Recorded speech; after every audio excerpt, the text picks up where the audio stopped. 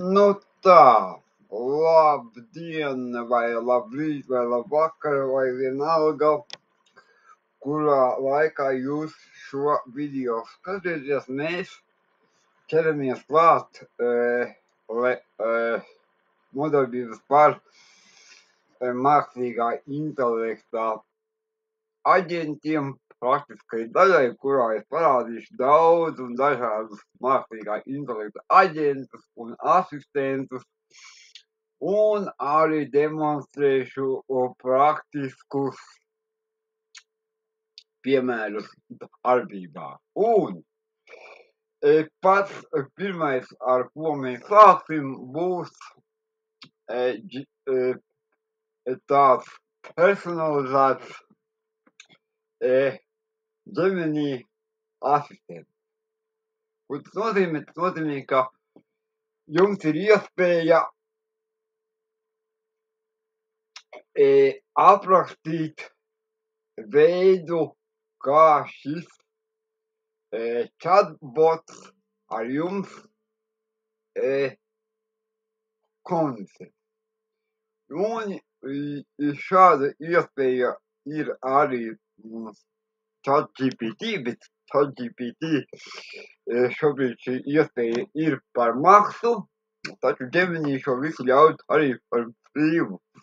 Ja runājam par Gemini un par Google mākslīgo intelektu, tur ir ļoti daudz jaunumu, un man ir doma, ka pēdējā nodarbībā mēs noteikti apskatīsimies visus jaunumus, kas ir pēdējā laikā parādījušies saistībā ar mākslīgo intelektu, bet jā, šobrīd es jums pastāstīšu par šo te Gem robotu.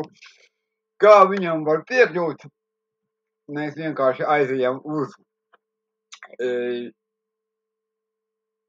Gemini google.com, ja, par šo mēs esam jau runājuši, un redziet, šeit ir tādi Gem roboti, un viņam jau kaut kādi roboti ir. Mēs paņemsim šo te sadaļiņu izpētīt Gem robotu, un šeit jūs redzat, ka jau ir vairāki gatavi šie te Gem roboti, un mēs varam viņus nedaudz papētīt. Ja mēs uz viņu uzspiežam, tā uzklikšķinam, tad mums ir tāds specializēts čats, kurš ir domāts jau tieši skolotāji, un tad šeit ir, te būs, jā, jaunu lietu, jēdzienu apbūve, jā, nu, šeit es varu kaut ko apbūvēt.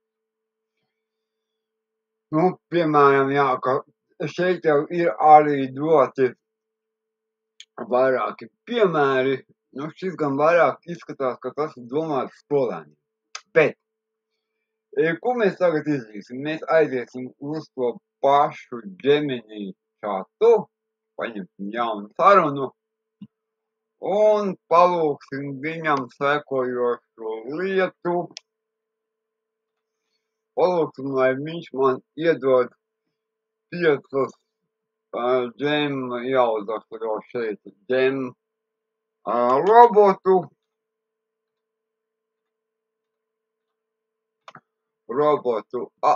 Aprakstu, kas būtu noderīgi skolotājiem. Paskatīsimies, kāds piemērs mums ir. Nu, lūk, te mums ir apraksts, jā, interaktīvs.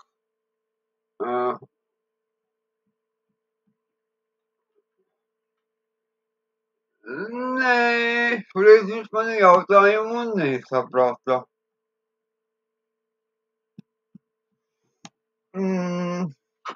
Tā. Mums viņam jāsniedz paskaidrojumi.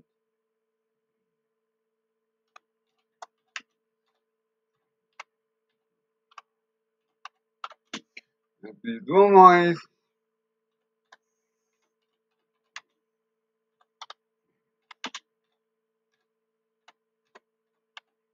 jā, viņš īsti nesaprot. Nu, lūk, repliņi, piemēram, mums ir gatavu mācību materiālu ģenerēšanas aģenti. Lūk, un tad mēs varam paskatīties, ko viņš iedod. Nu, lūk, tā tad Gemini moduls, kas specializējas satura veidošanā, spējot adaptēties konkrētam vecumam, mācību priekšmetam, mācību programmu. Lietojums skolotājiem uzdevumu veidā skolotājs ievada tēmu un grūtību līmenī, un aģents ģenerē dažādus uzdevumus, piemēram, atvērtos jautājumu atbildu variantus vai radošus projektus. Stundu konspekti ātri izveido detalizētus stundu plānus, ieskaitot mērķus, darbības, aptuveno laika sadalījumu un nepieciešamos resursus. Diferencēšana, pārveido esošu materiālu vieglākā vai sarežģītākā versijā. Un tad viņš arī vēl, šo jums viņam preci, ja jūs gribat dabūt šos piemērus, jums ir, te vēl vajag to Gemini, lai viņš iedod Gemini, game robotu aprakstu piemērus. Un, ja jūs tagad kādu no šiem aprakstiem gribat izmēģināt, jūs vienkārši šo aprakstu ņemiet un nokopējiet. Neapšaubām jūs to varat papildus pielāgot savām vajadzībām, aizējām uz sadaļu izpētīt game robotus, paņemam jauns Google robots, ierakstām viņam nosaukumu.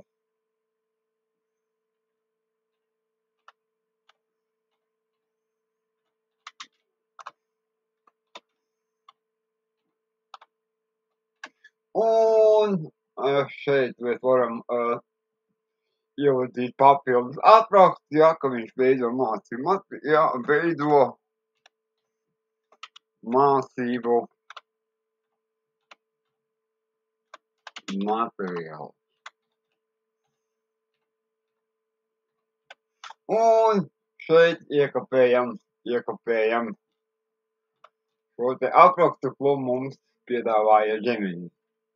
Vēl papildus, un šeit mēs jau varam sākt šo savu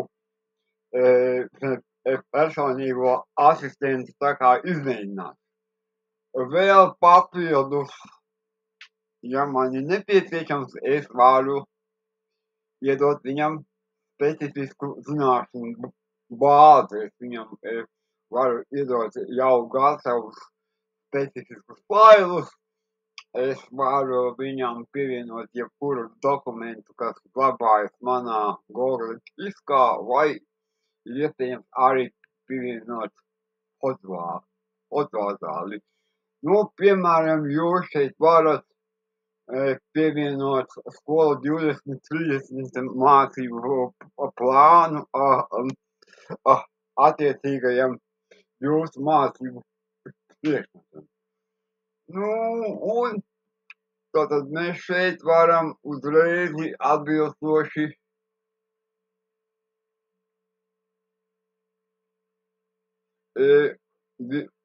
uzreiz izmēģināt, lai viņš uztaisa man materiālu, piemēram, pamēģināsim, ko mēs varētu pamēģināt.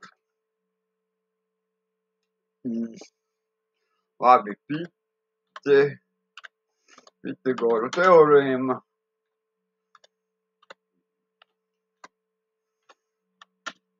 Teorēma, 5. klase, nezinu vai pareizi, klase,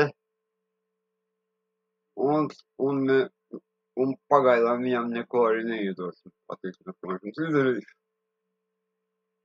Un viņš uzreiz man taisa kaut ko sāk taisīt. Uzreiz uzzīmēju trīsstūri, visu uztaisīja, iedeva man.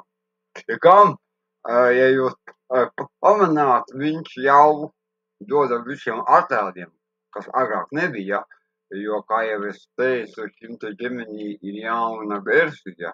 Nu, un, ja man apmierina tieši tā, kā viņš šis atbildes dod, es to varu saglabāt un tiesu sākt verzēt, un varu šo savu pielāgoto mācību robotu jau izmantot darbībā.